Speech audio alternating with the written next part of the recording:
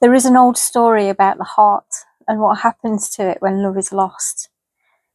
Long ago, when the world was still young and the gods walked closely beside humanity, the earth flourished under the care of Demeter, goddess of the harvest, the grain, and the fertile land. Where she walked, life answered. Fields ripened gold beneath the sun. Apple trees bent heavy with fruit. Wild herbs pushed up through the dark soil, and flowers unfurled in great waves of colour across the hillsides. The people honoured her because they understood something important. Without care, nothing grows. And Demeter cared deeply. She tended the earth as though it were a living thing worthy of love. But more than anything in the world, above or below, she loved her daughter, Persephone. Persephone was springtime embodied. She was bright-eyed and curious, wild-hearted and joyful. It was said that laughter followed her like birdsong. Where she wandered, flowers bloomed beneath her feet, and Demeter adored her. Not only because she was her daughter, but because Persephone reminded her of life itself, hopeful, tender, and becoming. Together they walked forests and meadows. They gathered flowers and watched the changing skies. And during those days, Demeter's heart was full. Not full from power or from worship, but full from love. The kind of fullness that comes from connection, from presence, from belonging beside someone whose existence changes the shape of your world. But life does not ask permission before it changes us. One morning, Persephone wandered alone through a meadow, gathering narcissus flowers beneath the warm sun. The earth was soft beneath her feet, and the air was sweet with spring. And then the ground split open. A great crack tore through the earth itself, and from the darkness below emerged Hades, lord of the Underworld. Before Persephone could flee, he carried her down into the shadows beneath the world, and the earth closed behind them. Her cries rang out across the land, and somewhere far away, Demeter heard them. Imagine that moment, the moment before understanding arrives, that sharp instinct that knows something is terribly wrong. Demeter searched for her daughter immediately, calling her name through forests, across mountains, along rivers and into villages. She searched through the day and through the night, without sleep or rest. Tortures burned her hands as she wandered the earth in grief and desperation.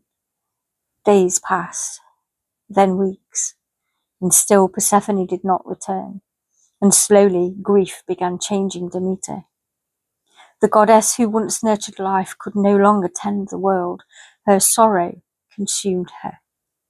The fields stopped growing, seeds lay dead in the soil, and leaves withered on branches. The earth itself began to mirror the emptiness inside her heart. A great winter spread across the land, and perhaps we understand this more than we wish to.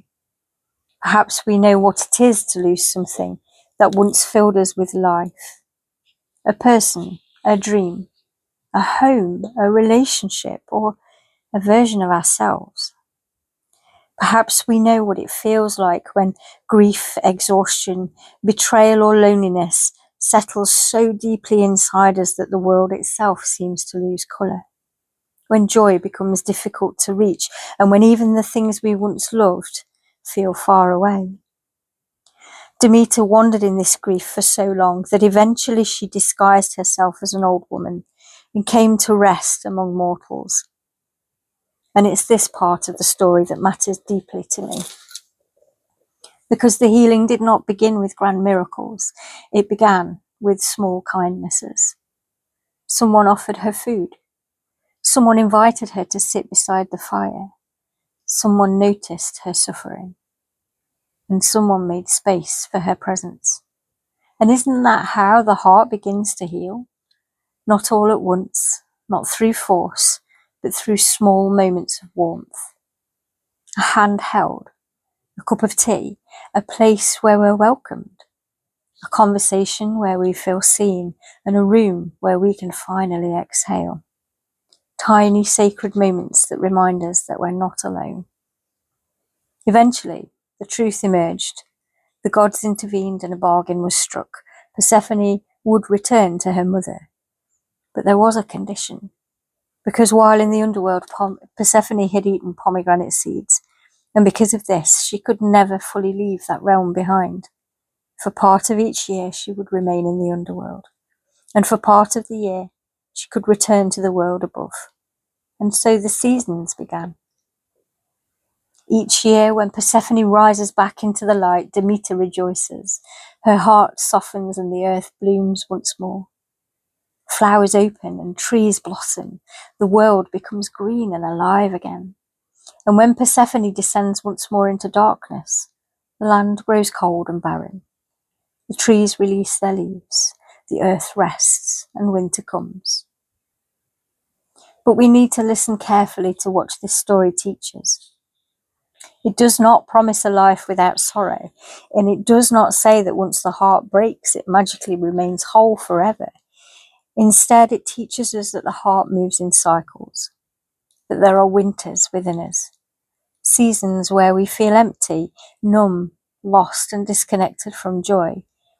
And then there are seasons of return, moments where warmth touches us again, moments where something blooms unexpectedly inside us, a laugh we didn't think we still carried, a connection that softens loneliness, a creative spark returning, or a moment of peace after chaos. It's a sudden remembering of who we are beneath survival. The heart empties and it fills, again and again. And perhaps fullness is not the absence of pain. Perhaps a full heart is not a perfect heart. Perhaps it is simply a heart that still allows itself to open, willing to notice beauty after grief, to love despite loss, and willing to return to life after long winters of the soul.